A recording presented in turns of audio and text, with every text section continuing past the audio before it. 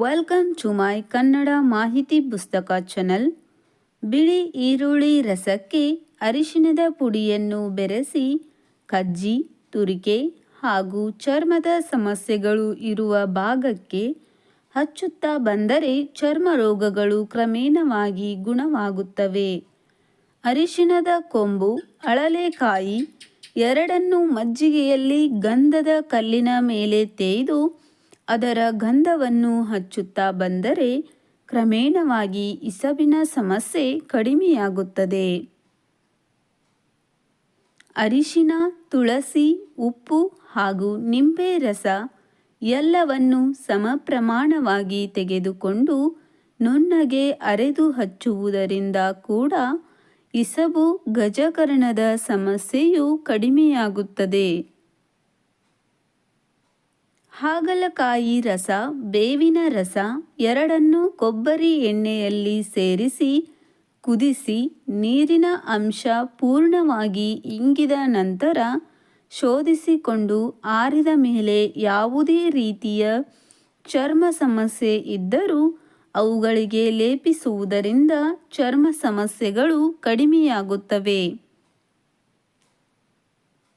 ಕೊಬ್ಬರಿ ಎಣ್ಣೆಗೆ ಶುದ್ಧ ಅರಿಶಿಣ ಪುಡಿ ಬೆರೆಸಿ ಅಂಗಾಂಗಗಳಿಗೆ ಹಚ್ಚಿ ಸ್ನಾನ ಮಾಡುವುದರಿಂದ ಯಾವುದೇ ರೀತಿಯ ಚರ್ಮ ಸಮಸ್ಯೆಗಳು ಬರುವುದಿಲ್ಲ.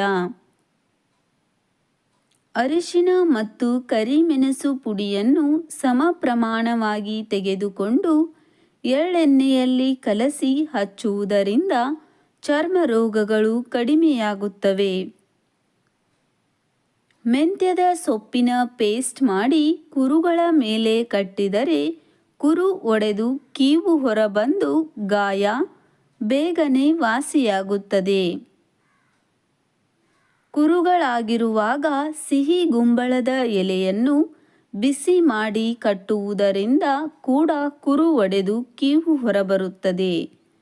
ನಿಂಬೆಯ ರಸಕ್ಕೆ ಕೊಬ್ಬರಿ ಎಣ್ಣೆ ಬೆರೆಸಿ ಮೈಗೆಲ್ಲ ಹಚ್ಚುತ್ತಾ ಬಂದರೆ ಚರ್ಮವು ಕಾಂತಿಯುತವಾಗುವುದರ ಜೊತೆಗೆ ಚರ್ಮಕ್ಕೆ ಮೃದುತ್ವವನ್ನು ಕೊಡುತ್ತದೆ.